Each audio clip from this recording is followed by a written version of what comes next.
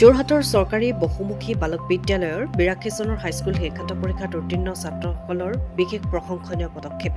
২০২০ চনতে আৰম্ভ কৰা বান্ধোন বুক বেংকৰ আনুষ্ঠানিকভাৱে স্থায়ী কাৰ্যালয় মুকলি কৰে। সমাজৰ দৰিদ্ৰ মেধাৱী ছাত্ৰ ছাত্ৰীসকলক প্ৰয়োজনীয় কিতাপ যোগান ধৰি একোজন দেশ ৰাজ্যৰ সুনাগৰিক তথা শিক্ষিত নাগৰিক নিৰ্মাণ কৰাই একমাত্ৰ লক্ষ্য বান্ধোন বুক বেংকৰ। সেই উদ্দেশ্যে বিগত ৬টা বছৰ অৰ্ধশতাধিক ছাত্ৰ ছাত্ৰীক কিতাপ যোগান ধৰি আহিছে বান্ধোন বুক বেংকে আৰু আজি ৰজা মৈদামত এটি স্থায়ী কাৰ্যালয় মুকলি কৰে। বান্ধোন বুক বেংক ৮২ চনৰ সতীৰ্থসকলৰ লগতে শুভাকাংক্ষীসকলেও কিতাপ আৰ্থিকভাৱে সহযোগিতা আগবঢ়াই আহিছে। অনুষ্ঠানত উপস্থিত থাকে প্ৰশান্ত বৰুৱা, প্ৰশান্ত দত্ত, হেমেন হাজৰিকা, প্ৰশান্ত দত্ত, মৃদুল দলৈ, ডক্টৰ গণেশ শৰ্মা, ৰেৱ কুমাৰ হাজৰিকা, আব্দুল্লা দেৱ বৰা, ৰাতুল চন্দ্ৰ বৰা, পোহৰলে বিত্ৰৰ মুখ্য সম্পাদক অমৰ বৰুৱা। ইয়াৰ লগতে বান্ধোন বুক বেংকৰ দুগৰাকী সহপাঠীৰ দুহিতাই বেংকৰ প্ৰফেচনাৰী অফিচাৰ আৰু সহকাৰী অধ্যাপিকাৰ চাকৰি লাভ কৰাৰ বাবে অভিনন্দন জ্ঞাপন কৰে। লগতে বহুসংখ্যক সচেতন ব্যক্তি উপস্থিত থাকি আনুষ্ঠানিকভাৱে বান্ধোন বুক বেংকৰ সকলো প্ৰকাৰৰ সহযোগিতা কৰাৰ কথা সভাখনিত প্ৰতিশ্ৰুতি প্ৰদান কৰে। ব্যুৰো ৰিপৰ্ট, পোহৰলে বিট। আপোনালোকৰ এই বান্ধোন সঁচাকৈ অতি কটকটীয়া বান্ধোন দেখি বহুত ভাল লাগিছে।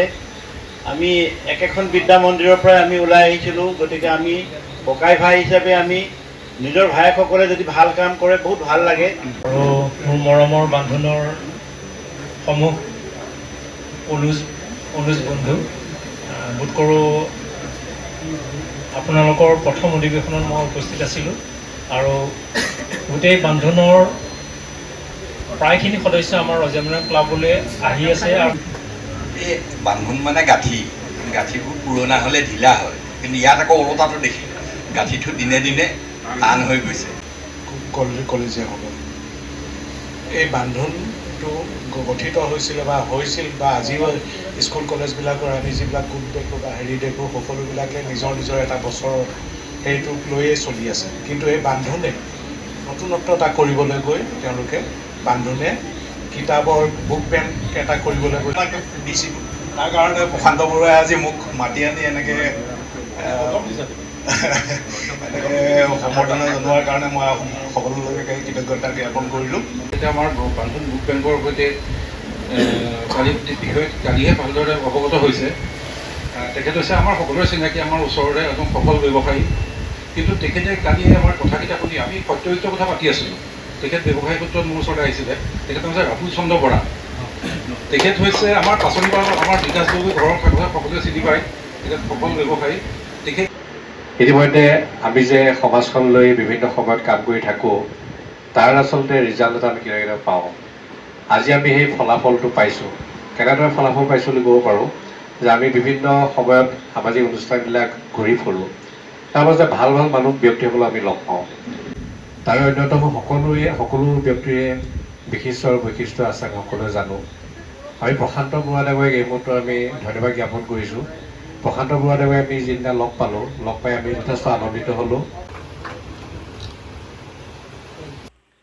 বান্ধোন বুক বেংক আপোনালোক সকলোৱে জানে, আমি ২০২০ চনতে যোৰহাট চৰকাৰী বহুমুখী বালক বিদ্যালয় আমাৰ ৮২ চনৰ মেট্ৰিকৰ যি গ্ৰুপ আছিলে, আমাৰ গ্ৰুপৰ নাম বান্ধোন। আমি এটা বুক বেংক, আমি যিসকল ছাত্ৰ ছাত্ৰীয়ে কিতাপ কিনিবলৈ অসমৰ্থ সেইসকল ছাত্ৰ ছাত্ৰীক আমি কিতাপ যোগান ধৰিছিলোঁ।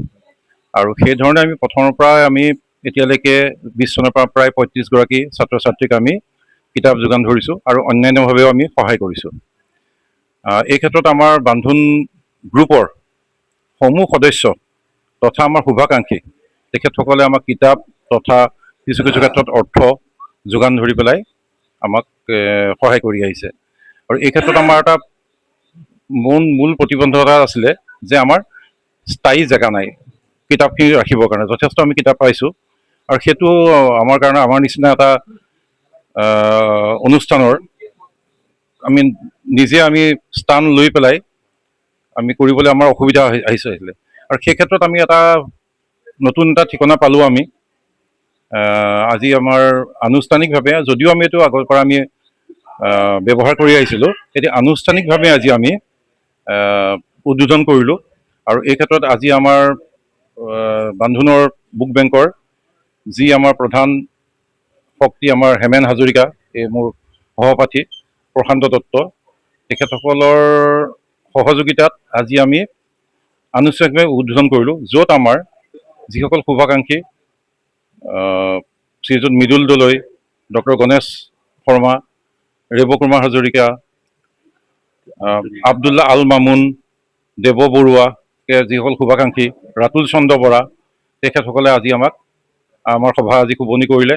তাৰোপৰি আজি আমাৰ বান্ধোন বুক বেংকে আমাৰ সহপাঠী দুগৰাকী দুহিতা বিভিন্ন ক্ষেত্ৰত তেওঁলোকে আজি পাৰদৰ্শিতা লাভ কৰিছিলে। এগৰাকীয়ে বেংকৰ প্ৰফেচনেল অফিচাৰ পদত তেওঁ যোগ্যতা অৰ্জন কৰিছে আৰু আন এগৰাকীয়ে সহকাৰী অধ্যাপিকা কলেজৰ অধ্যাপিকা তেখেতে তেওঁ যোগদান কৰিছে। তেওঁলোককো আমি এটা অভিনন্দন জ্ঞাপন কৰিলোঁ। আৰু আমি যি উৎসাহ দেখা পাইছোঁ আমাৰ যিসকল শুভাকাংক্ষীৰ মাজত, আৰু লগতে আমাৰ বান্ধোনৰ যিসকল আমাৰ সহপাঠী আছে, সকলোৱে এই বান্ধোনৰ বুক বেংকৰ উত্তৰোত্তৰ আমি কামনা কৰিছোঁ। আৰু সকলোৱে আমাক সহায় কৰিছে। সেইকাৰণে আমি সকলোকে ধন্যবাদ দিছোঁ আৰু আপোনালোকৰ পোহৰ লাইভকো আমি ধন্যবাদ দিছোঁ। আপোনালোকে আমাৰ সৰু অনুষ্ঠানটো আপোনালোকে যি ধৰণে আমাক উৎসাহিত কৰিছে, আমাক অলপমান প্ৰচাৰ কৰি হ'লেও, আৰু প্ৰচাৰটো আমাক অন্য ক্ষেত্ৰত নালাগে, যাতে যিসকলে আৰ্থিকভাৱে দুৰ্বল তেওঁলোকে যাতে এই বাৰ্তাটো পায় আৰু আমাৰ ওচৰত কিতাপ হ'লে আমি সহায় কৰিবলৈ আমি সদায় প্ৰস্তুত আছোঁ। আমাৰ এই বান্ধোন বুক বেংকৰ কাম আৰম্ভ কৰিছিলোঁ, তেতিয়াৰ পৰা আমি আমাৰ এই গ্ৰুপৰ সদস্যসকলৰ উপৰিও আমাৰ সমাজৰ বহুত মানুহৰ পৰা আমি বহুতখিনি ক্ষেত্ৰত সহায় পাইছোঁ। তেখেতসকলে আমাক আৰ্থিকভাৱেও সহায় কৰিছে, বহুতে আমাক কিতাপ ৰাখিবৰ কাৰণে ৰেক দি সহায় কৰিছে, আৰু বহুত তেনেকৈ আমাৰ সহানুভূতি জনাই তেখেতসকলে বহুত তেনেকৈ আমাক প্ৰাপ্য আচলতে যিখিনি ছাত্ৰ ছাত্ৰীক এইবোৰ কিতাপ পাবৰ যোগ্য তেনেকুৱা আমাৰ ওচৰলৈ আনি আমাৰ পৰা কিতাপ নি তেওঁলোকক দিছে। আচলতে আমাৰ মূল উদ্দেশ্যটো হৈছে যে আমাৰ সমাজত কিছুমান ছাত্ৰ ছাত্ৰী আছে যিবিলাক আচলতে পঢ়াত খুব ভাল, কিন্তু অথচ তেওঁলোকৰ অভিভাৱকসকলে তেওঁলোকে পঢ়াৰ কাৰণে কিতাপ পত্ৰ বা অন্যান্য আদি দিয়াত তেওঁলোকৰ সামৰ্থ্য নাই। আমি তেনেকুৱা আচলতে ছাত্ৰ ছাত্ৰীসকলকে ছাপোৰ্ট দিবলৈ আমি সদায় চেষ্টা কৰি আছোঁ, আৰু সেই ক্ষেত্ৰত আমাৰ যিখিনি আমাৰ শুভাকাংক্ষী আছে তেখেতসকলৰ ছাপোৰ্টত, তেওঁলোকৰ সহযোগিতাত আমি আগবাঢ়ি গৈ আছোঁ। আৰু এনে ক্ষেত্ৰত আমি ভাবিছোঁ যে অদূৰ ভৱিষ্যতে হয়তো আমাৰ সকলোৰে সহযোগিতাত আমি আৰু আগুৱাই যাব পাৰিম। এয়ে আমাৰ সমাজৰ প্ৰতি এটা আমি প্ৰতিশ্ৰুতি আমি ৰাখিবলৈ চেষ্টা কৰিছোঁ। সেইখিনিয়ে আমাৰ ক'বলগীয়া।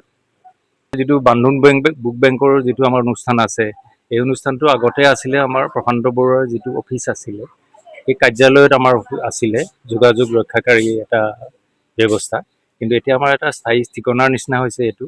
কিন্তু হ'লেও আমাৰ যিসকল ছাত্ৰ ছাত্ৰী আমাৰ পৰা কিতাপ ল'বলৈ আগ্ৰহী, তেখেতসকলে প্ৰশান্ত বৰুৱাৰ কাৰ্যালয় যিটো সকলো ফালৰ পৰা যোগাযোগৰ বাবে সুবিধা হয়, তেখেতৰ কাৰ্যালয়ৰ কথা সুধিলে তেখেতৰ কাৰ্যালয়ত আহি যোগাযোগ কৰিলে আমাৰ যোগাযোগ কৰিব পাৰিব।